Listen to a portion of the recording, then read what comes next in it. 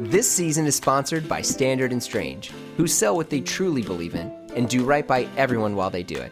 They're industry leaders who inspire positive change. In fact, 2% of their top-line annual revenue goes to organizations that support social equality. Learn more about their socially conscious work at standardandstrange.com/Blamo. Standard & Strange. Own fewer, better things.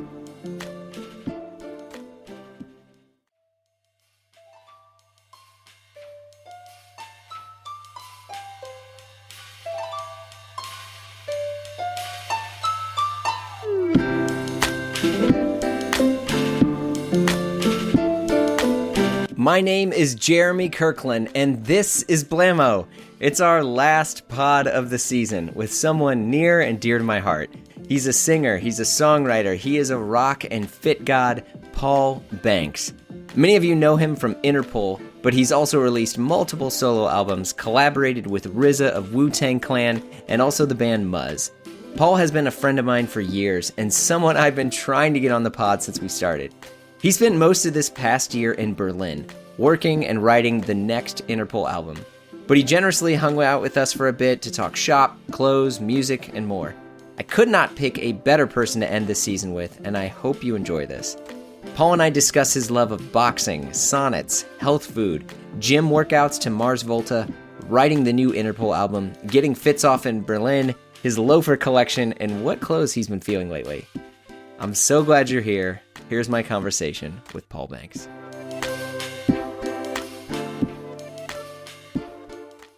So you're in Berlin right now? Yep. Yeah, I live in Berlin. I've been well. Pandy here, pandy there, but all in all, I've been okay for the last 2 years. Yeah. I was in Edinburgh at the beginning, last March, and then I moved to Berlin in November. Okay. Yeah, dude. Berlin is good. I do a lot of athletics, and I'm writing a lot of music. That's where my life is at the moment. Because you're on the full glow up right now. You've been boxing? Yeah. Boxing and running. How'd you get into boxing? I always was interested in combat sports and shit. Even as a kid, I wanted to, saw the Karate Kid and some crazy movie with a 1-inch punch. There's an 80s movie. Is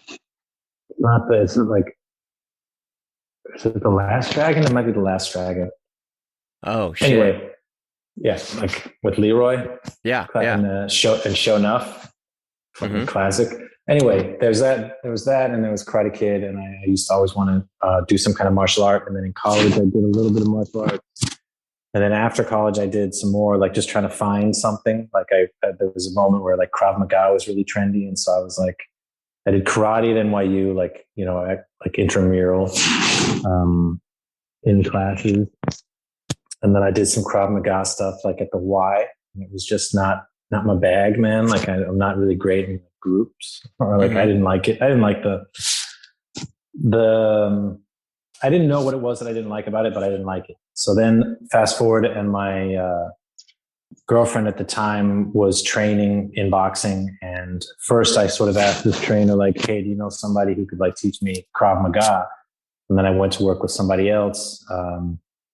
And then nothing came of that because I didn't really vibe with the other guy. And then I circled back to this first trainer. And just because his thing was boxing, I basically looked into boxing in a one-on-one training setting. And for me, that was all the difference. It wasn't so much which martial art. I think at the time it was more now I get it. If it's just one-to-one, as in my progress is really contingent on my own input to this, rather than whatever the class is learning today is what I'll be doing. Right. Granted, I think, I think one can learn boxing very well through classes. I think I just, because I had the opportunity to do it a different way, I preferred just doing it one-on-one. Right. In retrospect, I look back and realize you could really learn this a whole different set of ways, but that's just the way that kind of got me sucked into it. And I then kind of feel like you get into this love affair with boxing. I think a lot of people get hooked on it. And I think part of it is there's like, it's a little bit like the fight equivalent of like, is it iambic pentameter that Shakespeare wrote in, and kind of a like, or yeah, exactly, iambic pentameter. Very like strict parameters to certain poetry. Like haiku has like really specific amount of syllables, and then there's another type of like I think sonnets have a specific syllable count and a specific rhyme scheme.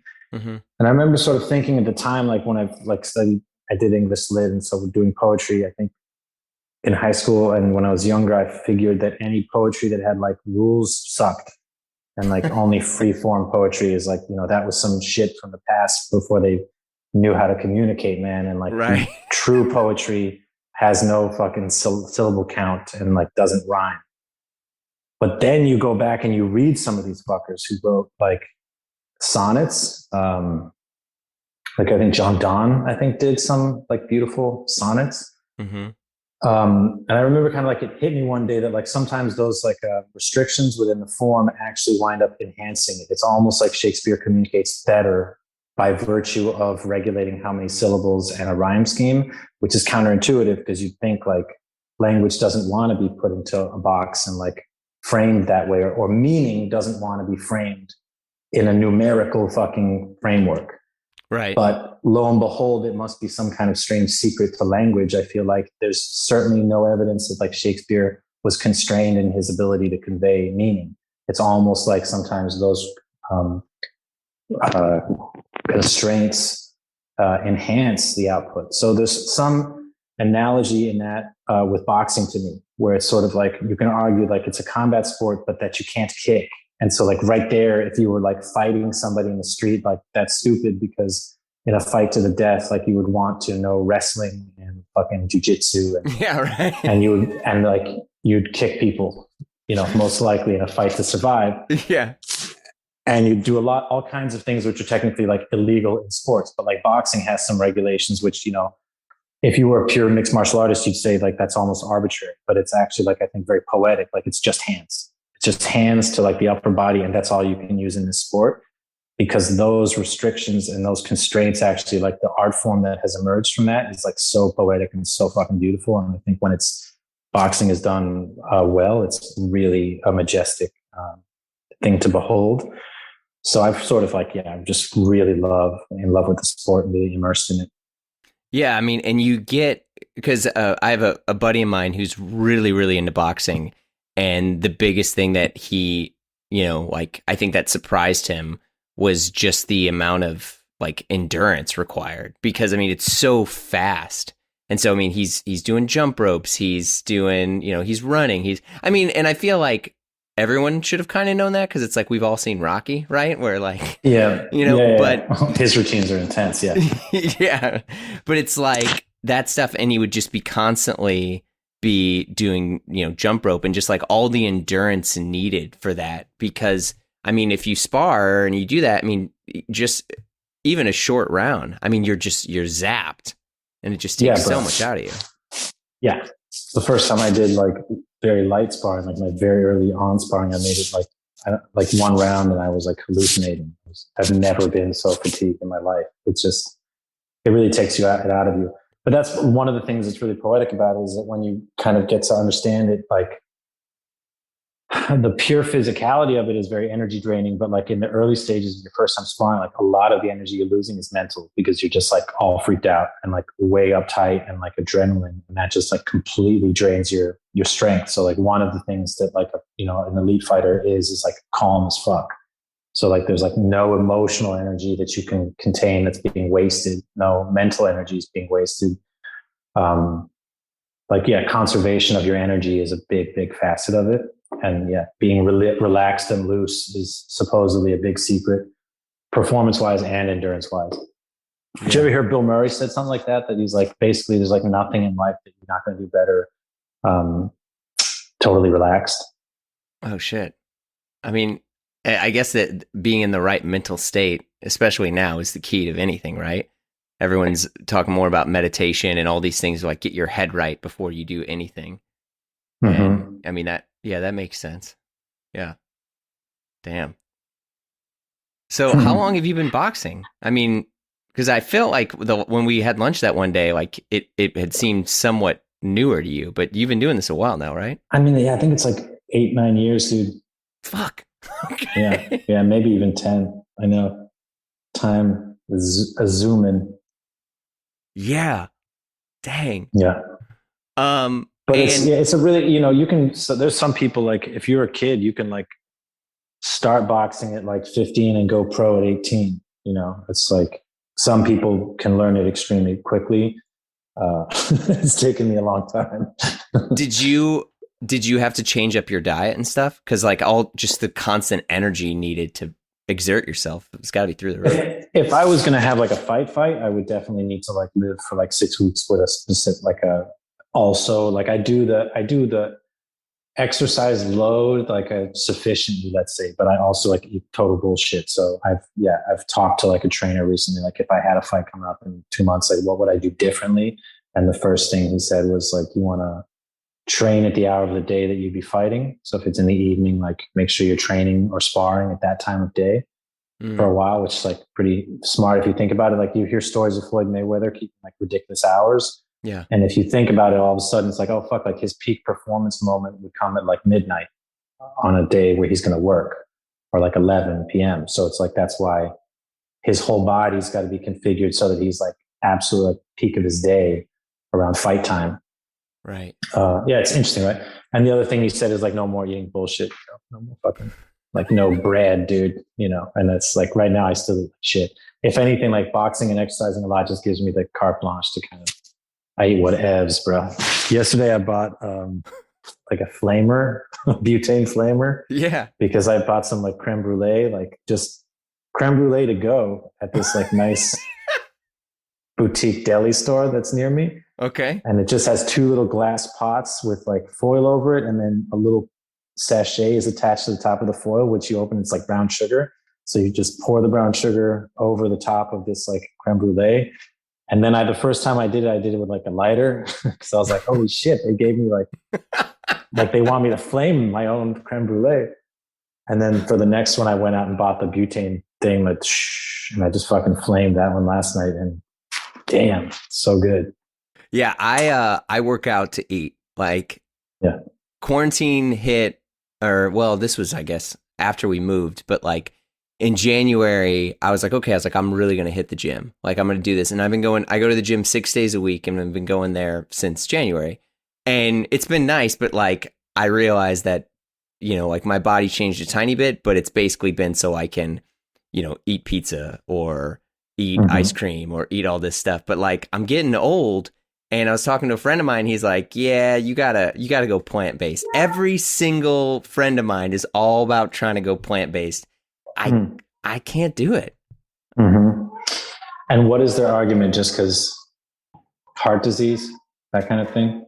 Well, I'll say for most of these folks, it's because it's cool.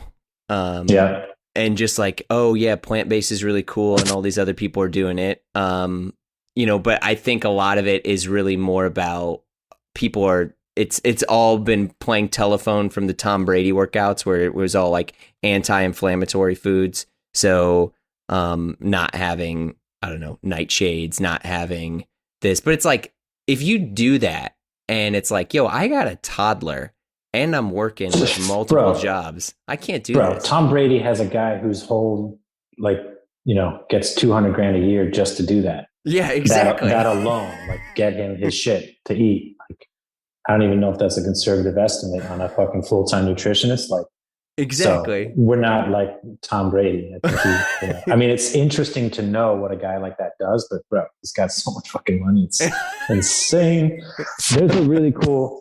There's a boxer from Long Island, I think, named Chris Algieri, who actually fought Pacquiao once. And he wrote a book of like a cookbook that he's often promoting on his Instagram.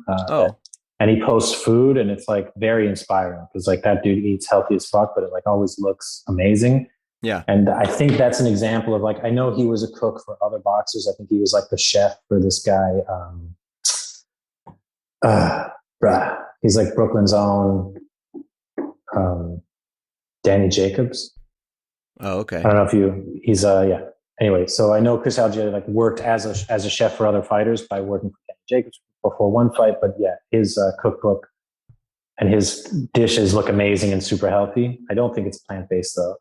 I remember somebody pointing out once that you never hear of like clogged arteries from, vegetarianism. And I think clogged arteries like are just blood pressure issues, cholesterol issues, heart issues. They're all like, and then I think they even kind of heard somebody liken like cancer with red meat too, but I don't know if there really is a correlation, but like, and I think that's a compelling argument. But then I also feel personally that, especially when I've been like really, really active, which I just like, I don't know, man. I couldn't go plant-based. And to get to what I'm trying to say, I don't think I could go full plant-based either.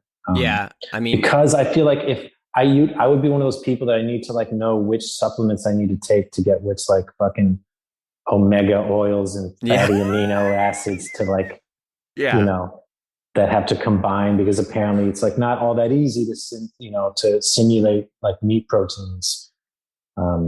Exactly. That have certain kind of muscle building properties.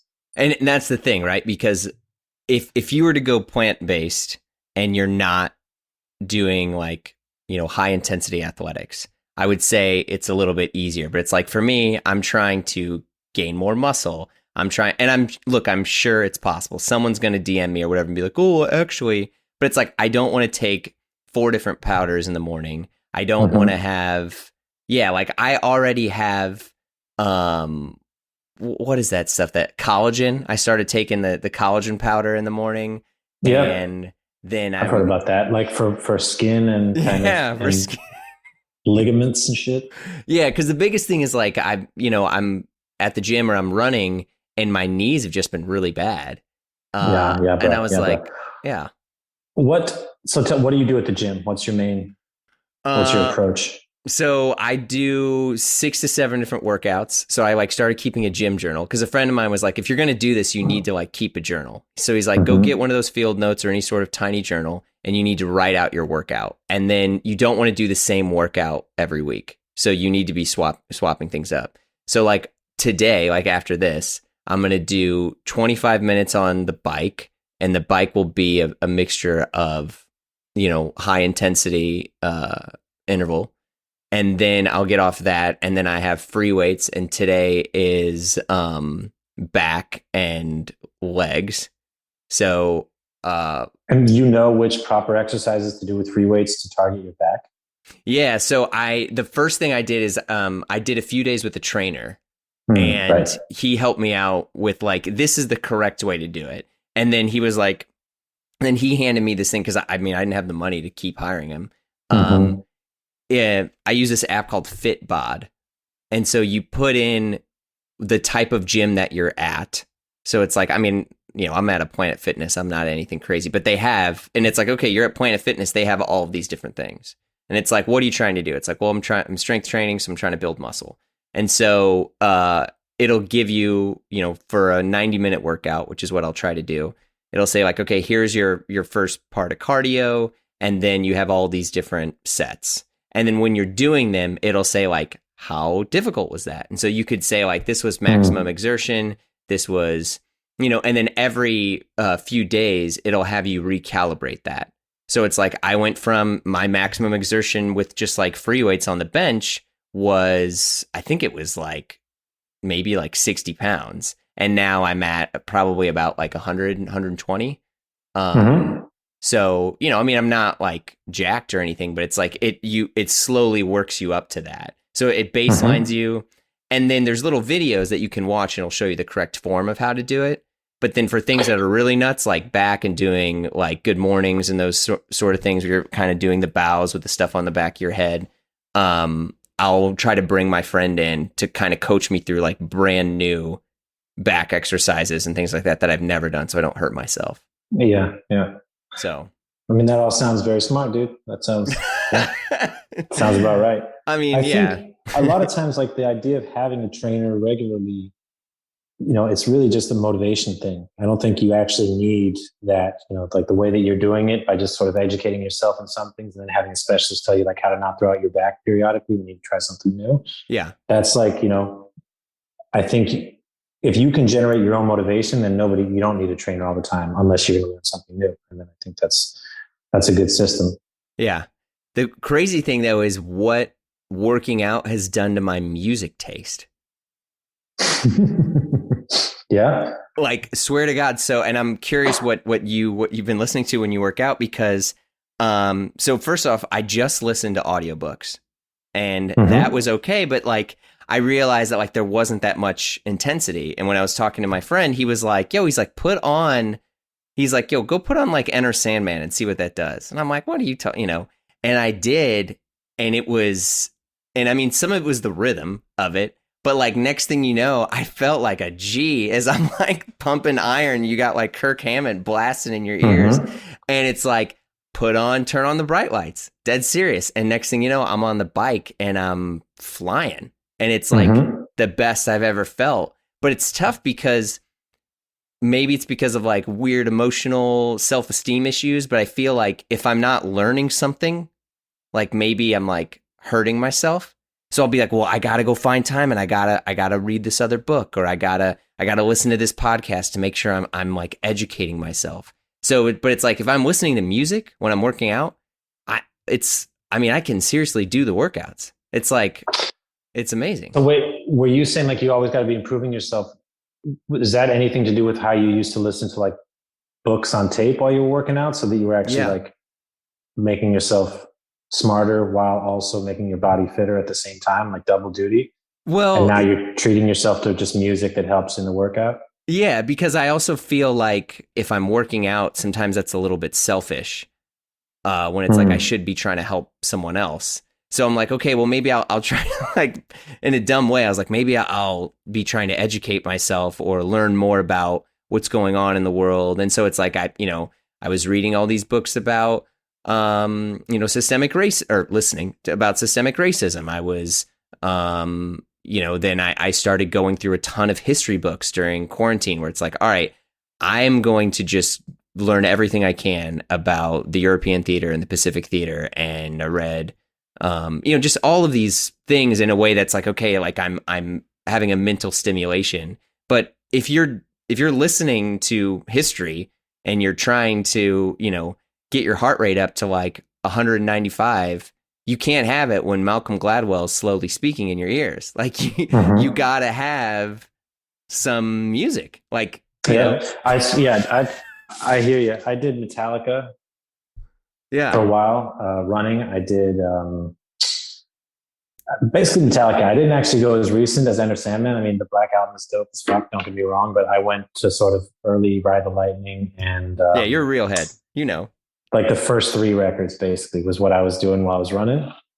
Yeah. Then I was, dude, I got one for you. Yeah, I got one. Fucking get into Deloused at the Comatorium while you're fucking working out. That's the Mars Volta. Oh, bruh. Dude. Yeah. Oh, bruh. Oh yeah. It's that one is so, I mean, also because if you're just doing like a mile run or something, you can just like put on one song and run a mile and it's peaking like when you're getting close to the end. It's fucking, that record is a masterpiece. That's a modern classic. Hearing Omar Rodriguez in your ear is that's going to get you running. Everything on that record is incredible. But I also, I will say, like, I have heard, and it kind of like, it's one time I get it. Like, I think sometimes people's experience of Interpol and my experience of Interpol, it's like, it's a very different thing that sometimes, basically the times that I've heard people kind of talk about the exercise thing, which is a lot, it's just like, that always makes sense to me. And I think it might be because I also kind of hear Interpol while we're working on music, like as a fan of Sam. And so a lot of times I feel like it just speaks to me almost like I'm not in the band when people say like, I like listening to Interpol when I work out, because as a fan of Sam, our drummer, myself, I kind of feel like, fuck yeah, I totally know what you're talking about. Like that shit will totally get you pumped for a run. And like, there's something in some of the rhythms that I think are really good. So it's always nice to hear that because it speaks to me.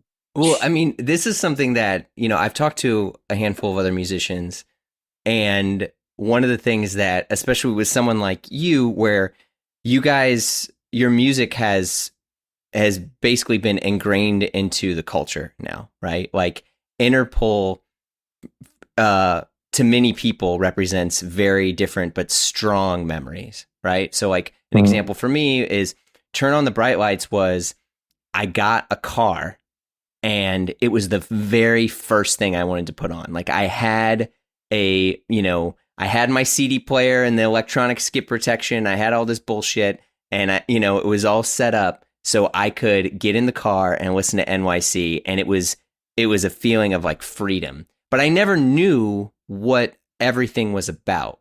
But to me, those songs, and this is this thing where it's like, I'm curious how you feel when like fans kind of almost reappropriate the work that you made into their own really strong memories.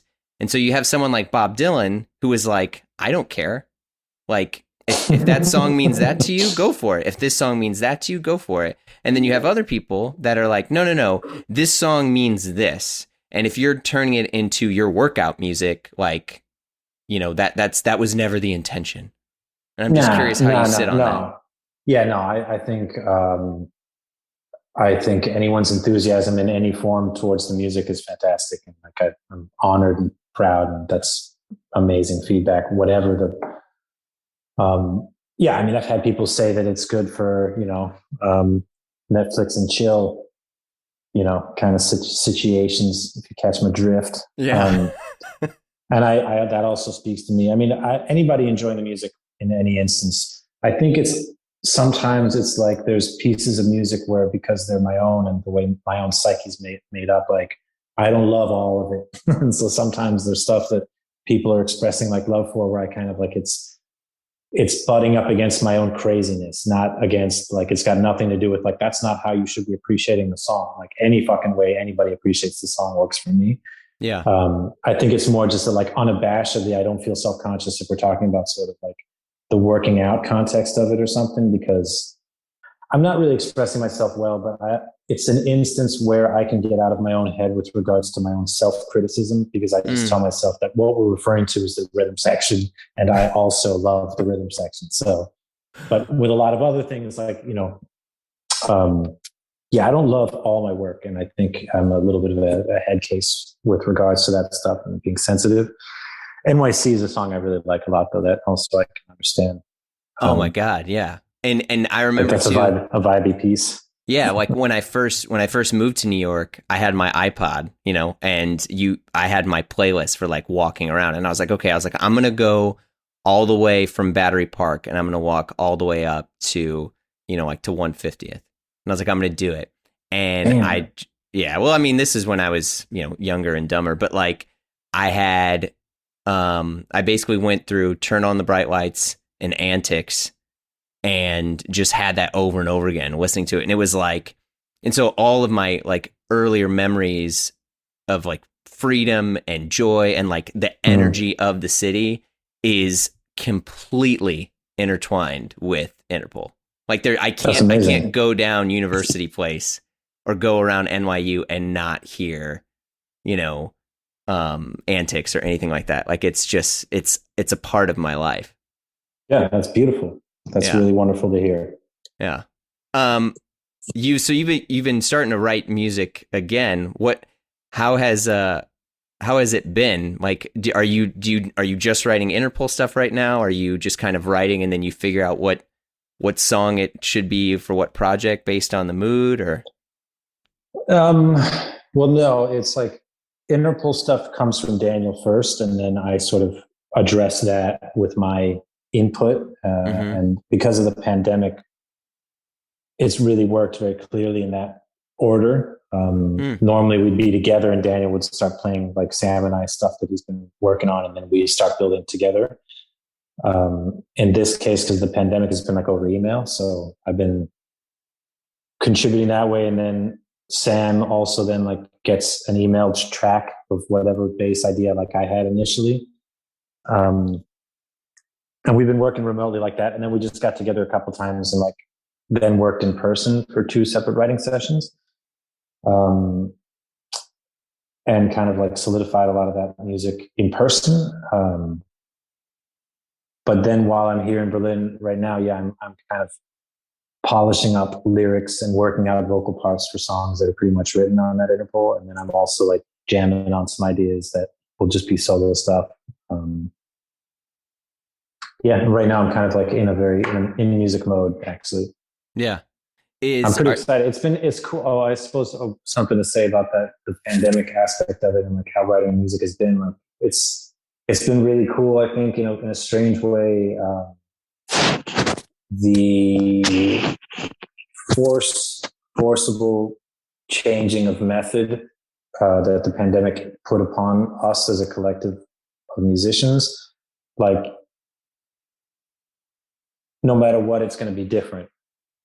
And I think given it's like our 7th record, I feel like there's something to be said just for like, maybe it's interesting to be forcibly having to write music by emailing some tracks back and forth and like exploring a different way of writing an Interpol album. And I think in particular, it's been kind of interesting vocally because it's just allowed me to sort of address the music with headphones on, whereas normally I'm addressing the music like amplified in the room with Sam going fucking crazy. And that kind of lends to like a shouty intensity to some of the music. Whereas now it's like, I'm just in my bedroom. So a lot of songs that like could have gone a loud and raucous way have gone like a bit more of a chill direction. And I think that's fun and new. This season is sponsored by Standard & Strange. Standard & Strange is a small shop that started out selling denim in a back alley in Oakland, California, to evolve into a socially responsible organization with 2 brick-and-mortar stores and an engaged community of customers. They're the place you shop at when you want to get the highest quality denim, workwear, or if you're looking for that grail piece of unique clothing. With a casual, laid-back style, they sell the clothes you want to wear all the time, and they only sell the ones that get better with age. Right now, they're giving away a $500 gift card every month just for Blamo listeners. Yes, $500. That's a lot of gear. I don't even know why they're doing this, but they're doing it. I love it. Here you go. You can use it for anything they sell. New jeans, a loop-wheeled hoodie, handmade boots, you name it. Just visit standardandstrange.com/Blamo and sign up for their mailing list. No purchase necessary, but must be an active subscriber to win. So visit standardandstrange.com/Blamo to sign up and win a $500 gift card. Standard & Strange. Own fewer, better things.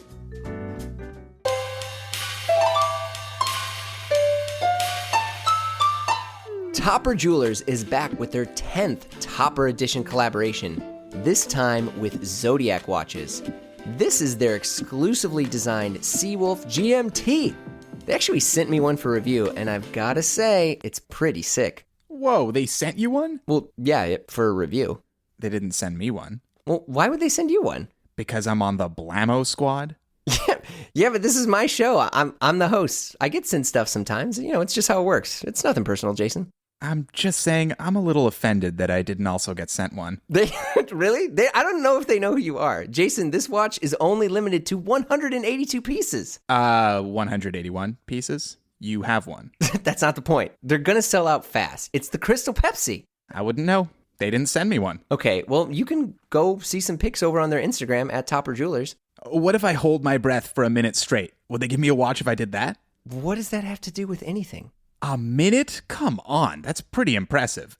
Definitely Zodiac watch-worthy. Dude, a minute is not even that long. Are you seriously holding your breath? How long was that? That was barely 5 seconds. I guess you're going to have to try and grab this Topper Edition Zodiac collab watch over at topperjewelers.com. I still think they should have sent me one. Have you been holding your breath this whole time? Are you kidding? Topper Jewelers, Northern California's leading family-owned authorized dealer of fine watches and jewelry since 1940.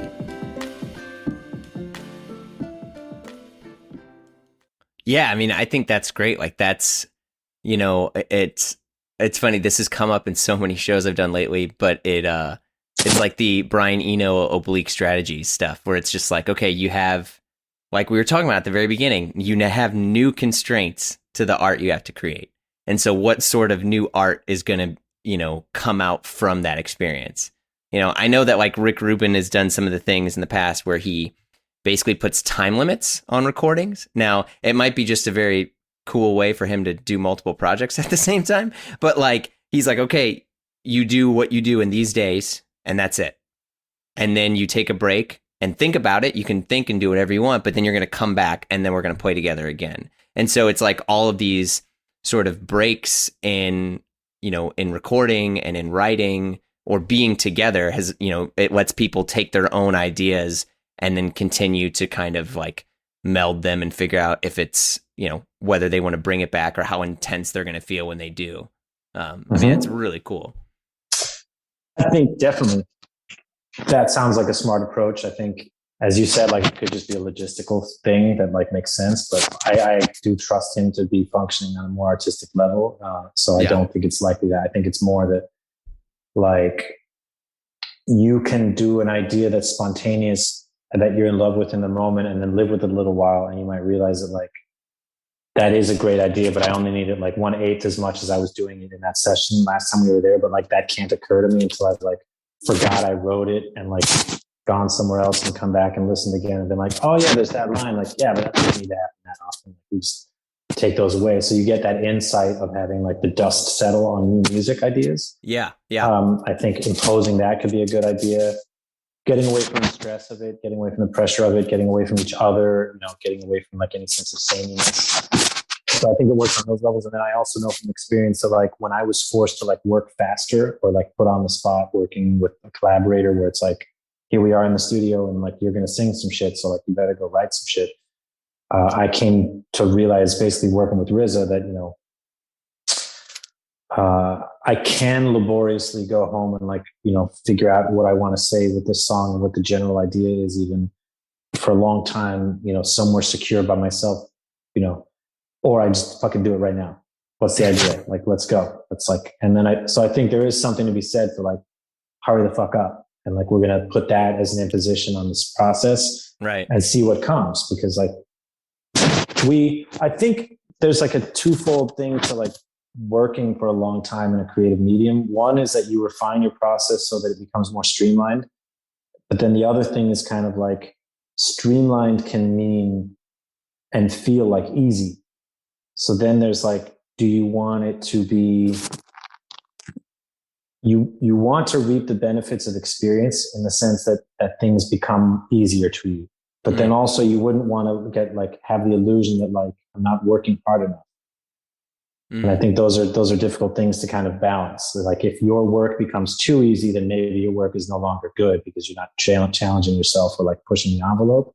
Right. But that isn't to say that your artistic process shouldn't get easier, because it probably should if you're like learning shit as you go about how you deal with your own creativity. So I deal with that. Like sometimes it feels like I'm, things turned out that like I think they can be easier than I realized when I was first started out. Right. That's all. But then once you go down that vibe for a while, then you start to think, well, like maybe shit shouldn't be this easy. I mean, that's tough too, especially because, like I'm sure you feel like, oh, like this is the Interpol sound, or this, Interpol needs to fit within this, or Muzz needs to fit within this. And it's like, I hope that you feel empowered enough that it's whatever comes out of your head fits, it doesn't have to be the shapes. It's never been so contrived about like what sounds like what. It's like Daniel fucking sounds like Daniel, right. Whether or not it's like the chordally Daniel sounds like Daniel, and then also the way he addresses his guitar sounds like Daniel. So there's like, even if you transpose Daniel's writing off of a guitar onto something else, like I think many people would recognize it as like kind of like the way he puts chord structures together. Right. So I feel like that's like baked in, that right there is a massive part of what Interpol's sound is just like how that guy plays guitar and what he writes. Mm-hmm. I think how I address music vocally has to do with just what I'm hearing, so it's like, I react a certain way. Like I do what I do when I'm inspired by something Daniel's playing. And when I'm writing something as a solo artist, for instance, I might inspire my own vocal in a different way because I play my guitar and write songs a little differently. And if I work with Muzz, like I'm going to get different inspiration from my bandmates there, or how they're interpreting music that I'm introducing in that project. The same with like RZA. But I never think about like one thing should sound this way or that way. It's just like shit just sounds the way it sounds when I'm working with different collaborators. Yeah. What was, because they sound different and they get me to do different shit by inspiring me with their different stuff. Yeah, it's true. What was the last song or album you heard? Wait, that you were like, holy shit, I wish I wrote that. I've never really. I don't know. That's not that familiar of a feeling for me. Yeah. I don't feel that way about, because I listen to rap music. So like I was thinking like I'm going to basically answer something about Kodak Black or J. Cole. And then that's the end of the question. I was like, okay, like, oh, but I didn't feel like I wished I wrote Kodak Black's last record. Right. So I don't really think there's anything like that for me. I just admire other people's work. When I do hear like indie rock or alt rock that I like a lot, I just admire it, somebody else's work. But I generally feel like, yeah, I don't know. I never wish I had done something. Yeah. Well, I can. All you can do is like I admire other people's talent and I enjoy some shit more than other shit. But at the end of the day, like I also like need to enjoy what I'm doing. Yeah. So that's a kind of the key thing is like, am I having fun? Like, is this satisfying the kind of joy of art making for me? Well, maybe a better way to ask that question is like, was there an album or song that you heard recently that like really inspired you or excited you? Yeah. The J. Cole record was surprisingly really good. I liked his like last one, but not nearly as much as this. And let me see.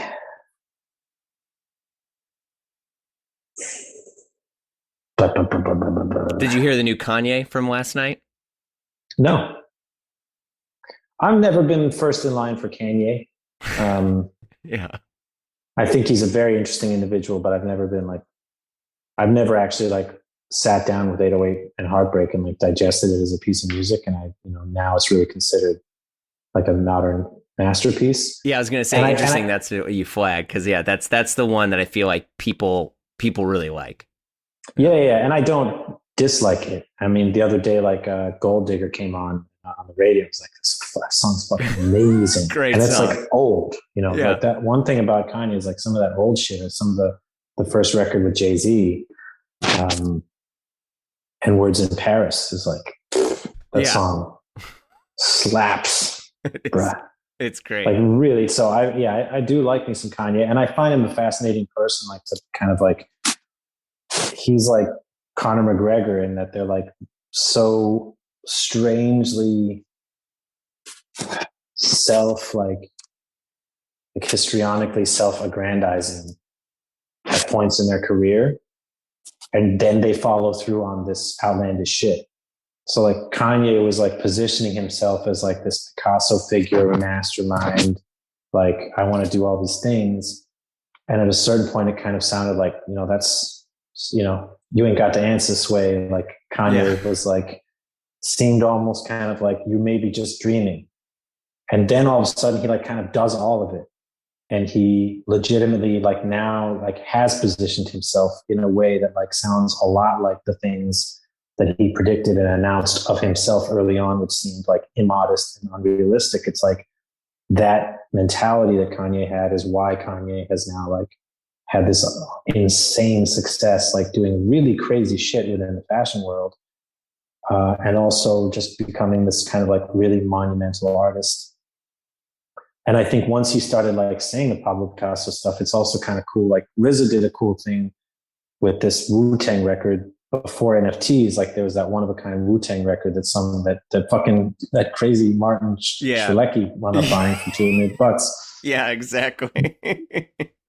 But like what was genius about like RZA's idea there, like the idea of is like a record isn't some free, it is some free thing that you can just like email to somebody, but we need to remember that it's also like this human accomplishment and like art has weight and like kind of just to sort of remind people that like music is very valuable. And so by having a record that sells literally for $2 million and there's only one of them, it sort of like brings it back to like and you got to go to the album to hear it. In the same way, you got to go to the Louvre to like see the Mona Lisa. You got to like go ask Martin Shkreli if you can listen to this. And I feel like that concept was really, really, like, it was very interesting at the time. And I feel like as time advances, it's like, man, that was really a powerful gesture that he did there. And I feel like, what is my point? There's some we're talking about art Kanye and like, and how to release music and the accessibility of it. Sorry, but just, okay. So when Kanye as well, like, was positioning himself like Picasso, it just like floats the idea that, like, although you're an artist in a pop form, that doesn't mean that you shouldn't also be considered or couldn't also be considered on the level of these greats. And so I kind of feel like I like that Kanye floated that, and I feel like it has elevated him just by like announcing like, I'm this level as an artist, and like, people should be fucking like really showing me, you know, I do respect. And I think similarly, like Conor McGregor just like said, like, I'm going to do all kinds of crazy shit. And then he went and did all kinds of crazy shit. And it's like, there's a very interesting phenomena there of just like, I guess, manifestation and self-belief, but like really cranked to the fucking 11. Yeah. Well, there's another thing too that's in that, where culturally both of those people speak to their audience in a way that's like, you can be here too. Like, I didn't belong and I was rejected, but I did A, B, C, and D, and now I'm here and I'm even better. And so it's like an inviting part. And so like, when you have that and you create that empathetic connection with your fans, they're like, oh, I could do that. Therefore, I'm inspired to make all this music or to train or to, you know, whatever. And I'm going to be them because they told me that I could, you know, and that's always really exciting. Yeah, exactly. Yeah. Yeah. We're going to talk about some fun materialism, but, what if, you know, we were chatting at one point over text and you had told me about some of the style stuff you were seeing out in Berlin. Yeah. And you're always someone who I think has been far ahead of the curve on style and clothes, from you guys rocking suits, you know, in the early Interpol days to, you know, you showing up wearing Ame at breakfast that one day. It's just like, I feel like you've always been on that next wave. And so I'm curious what you've been seeing and what you've been into lately.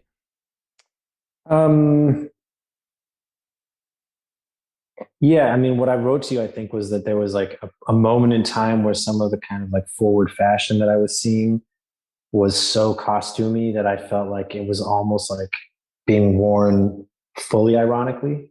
And that like no one could actually like put on that outfit and be like, I look really cool right now, I'm gonna go outside. Well, have you seen Balenciaga? Like that's their vibe. Well, I mean, yeah, I know they're kind of blowing up, but like that ripped green t-shirt, like I didn't hate that ripped green t-shirt. That kind of looked like I'm with that one. But yeah, like I don't know, like there was just like a moment of sort of like these little hats and like little beanies and round glasses and just like, what did I say? Like berets are very hot right now. Everyone's like trying to get a beret. A plainclothes police officer in like a 1960s French detective movie. I mean, that sounds great. I hear you. And also like, but then there's like the Cosby sweaters and like the kind of like real like early 90s kind of look. Here's one thing. I watched like White Men Can't Jump the other day. Oh yeah. I showed that to my girlfriend who hadn't seen it before. And that fucking movie really holds up for one thing. But secondly, like some of the fashion is amazing, dude. Like Wesley Snipes' fucking clothes in that movie are incredible. Like it's worth going back to like check some of the fits. Also, like, yeah, if you look at Woody Harrelson's hair, like even when he's supposed to be looking like the doofus, those looks kind of look good now. Oh yeah. Yeah.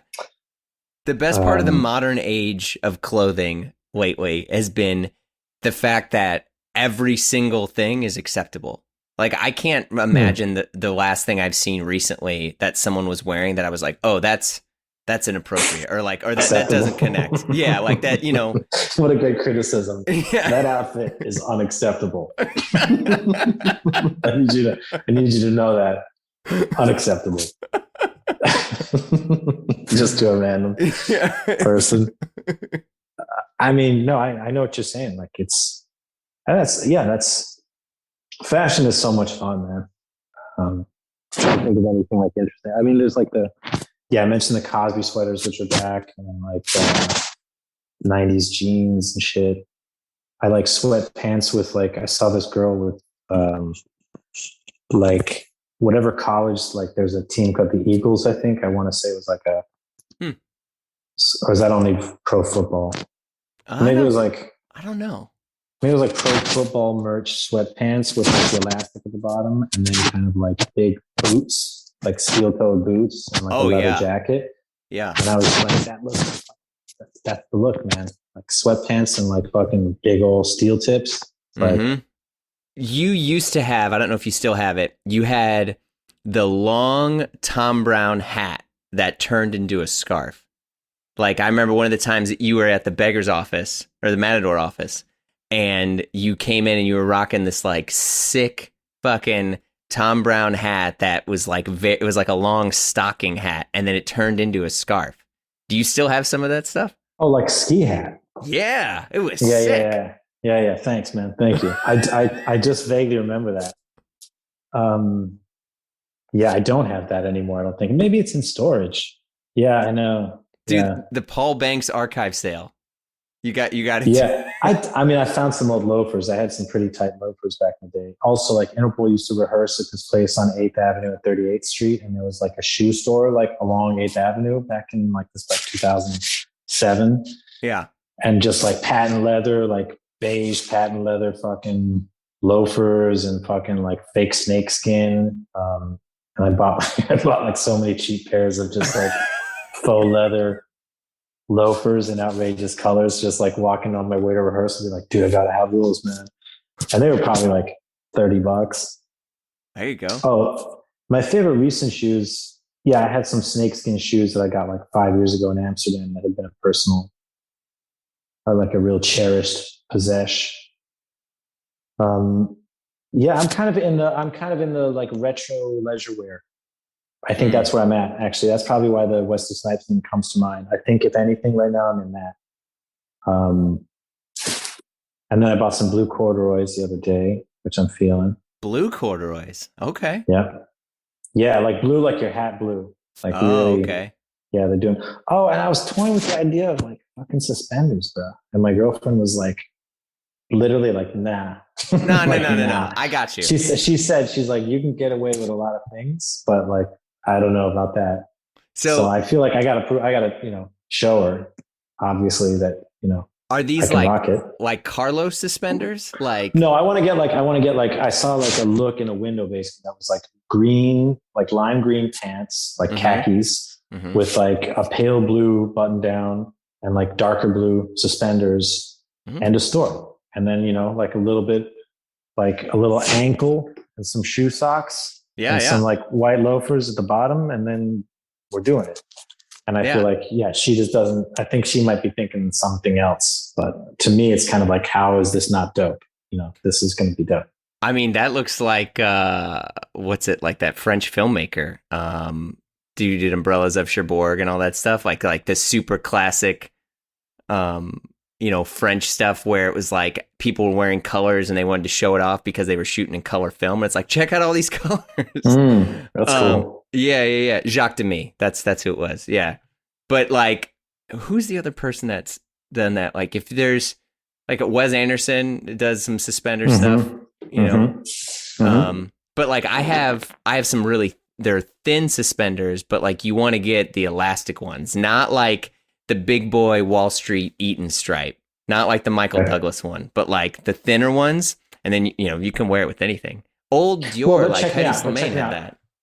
The Wall Street stuff though, because you're talking about like with a black suit or like a navy suit, right? Yeah. So obviously that's not what I'm talking. I'm not talking about of course. Like fucking, I see like a dark hued suspender with like red paisley in it, kind of like in the Wall Street version, which is not, I'm not seeing that. I'm seeing, as I say, like, lime green pants, like something looser, a little bit more playful. But that's the other thing. It's like, I think it also just depends on how you're feeling And I think it's funny, like for me, like being in shape helps me wear clothes and appreciate fashion more. But what's interesting is I never really judge someone else's sort of like what their physique is. If an outfit rocks, like it really doesn't matter at all. Like whether or not, like whatever kind of shape the person has, I feel like tight outfits rock whatever shape. And I think that's an interesting part of it. But like for me, knowing myself, I like to feel kind of like fit. And so there's like whole outfit ranges that I wouldn't go into if I wasn't feeling like, you know, tight. And I think the suspender thing for me is going to go good. Like a white tank top underneath, you know, these pants I was mentioning with a white tank top and suspenders. I feel like that's a look that is really great for me if I'm feeling like, you know, slim. Tony Soprano. Tony Soprano would glow up. But that's the thing. But bro, yeah, you can be a husky chap and look fucking rock on in some suspenders. It's really, I think that really probably speaks to the idea of like, it's how you feel. It's not so much about what you're wearing. Yeah. Rick Owens has said that a bunch, where he said that like nothing will make you feel better like than working out. And so like his thing is just like, you wear a t-shirt and jeans.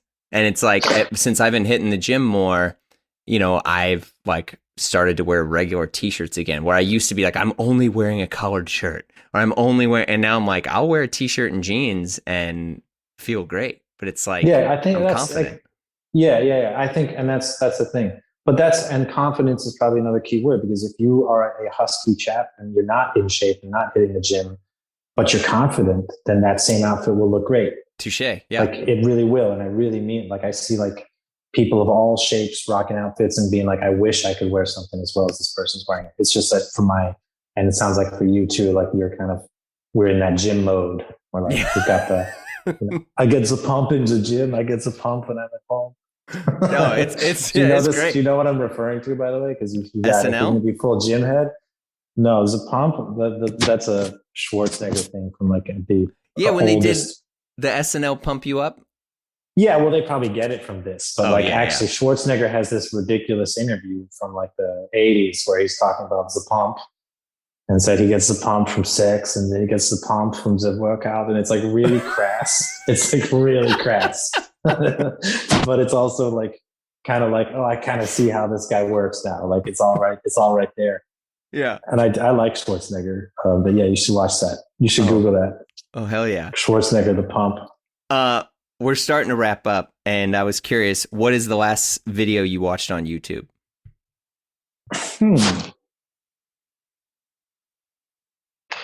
Well, I mean, since like I watch news all the time, and it's funny, like I was not political. It was either, I mean, like Fauci on the news, or I like got recommended this thing on, I guess, Unilad on YouTube, and like watched this dude because I'd watched like a video of some guy who'd survived a plane crash, and then I like got recommended this guy named Marv, who was like a career criminal who was shot twice in the head. Oh shit. And he's just like, and he's got this like fucked up like glass eye, and he just like looks crazy, and he just told the most riveting story of being a career criminal for like 25 minutes. I recommend that.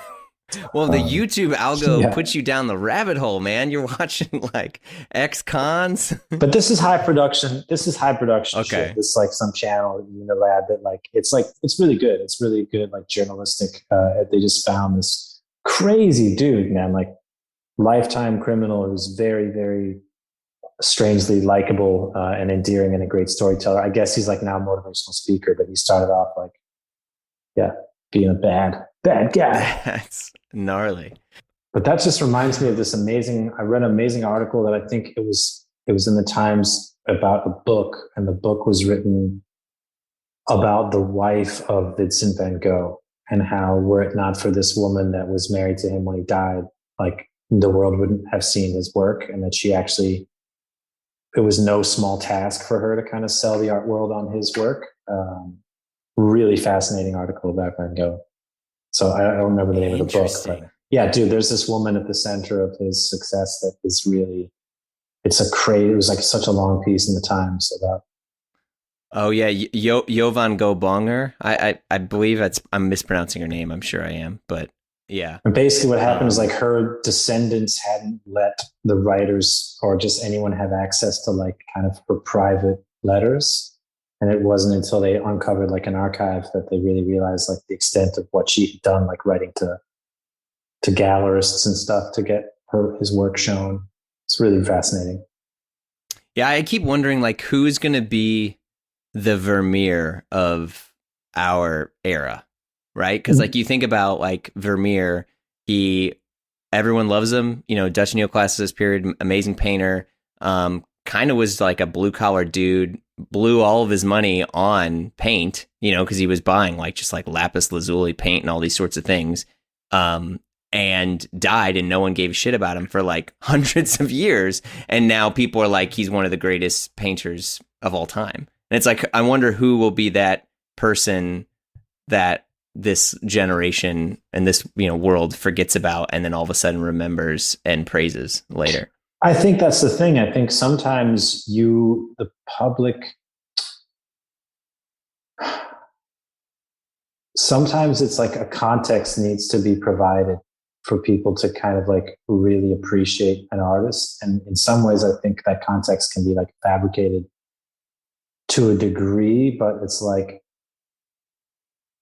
my point is, I think that there's probably many talents that have been lost to history because there was not like a story to hang on their work or some kind of like selling point to give someone the motivation to explain or contextualize why they're important to an audience that was willing to listen or be convinced. So I think a lot of variables go into that. Because I think there's probably many, many talents that we just never fucking hear about. So there's probably a lot more Vermeers than the ones that we find. But who the fuck knows? Yeah. I can't imagine somebody would just throw away a bunch of paintings like Vermeers if they happen to find them in an old estate sale, I think. So maybe there's not that many. Maybe everything I just said was bullshit. I don't know. I mean, I feel, you know, my daughter does some dope paintings.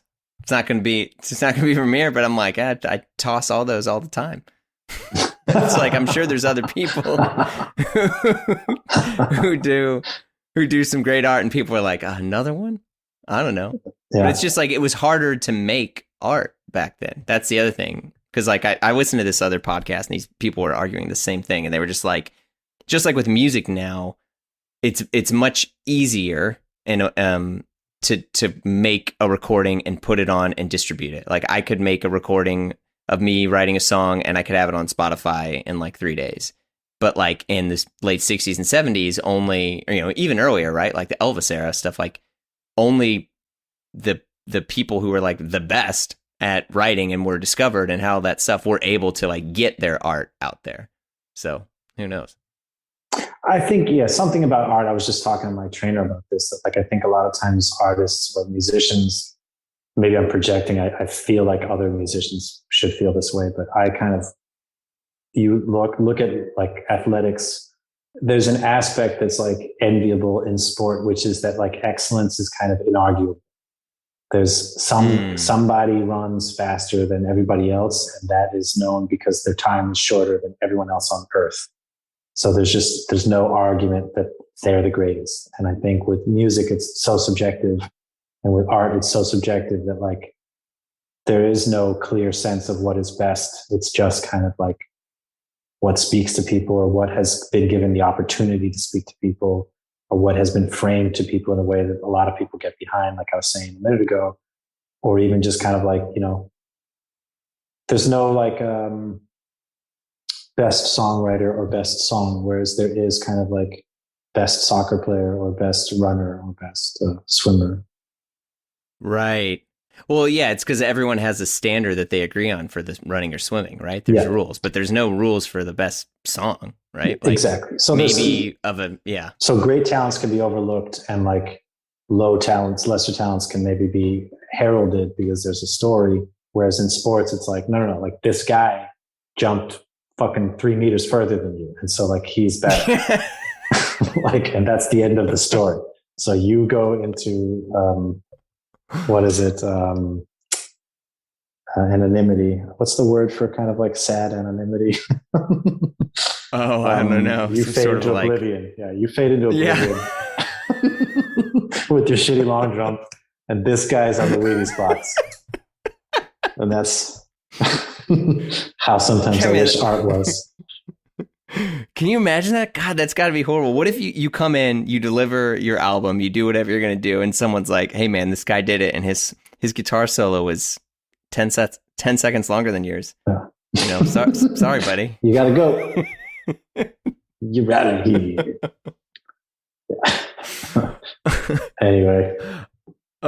Well, Paul, I've taken up a lot of your time, and it's a pleasure. I really can't thank you enough for chatting with me. This meant a lot, and this was a lot of fun. Yeah, bro. Great talking to you, dude. All right, you too. Bye. Chosen.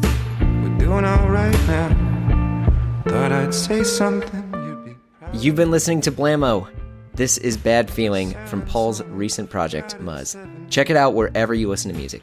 If you like what you heard, dig through the Blamo archive. Rate us 5 stars, tell a friend, do what you do when you like something. You can follow us on Instagram at Blamo Podcast or me on Instagram at The Kirkland. Subscribe to our Patreon for bonus content where the season never stops. We will return this fall with all new episodes. Until then, call someone you love, support your local, and take it easy on yourself. I'm Jeremy Kirkland. I'll talk to you soon.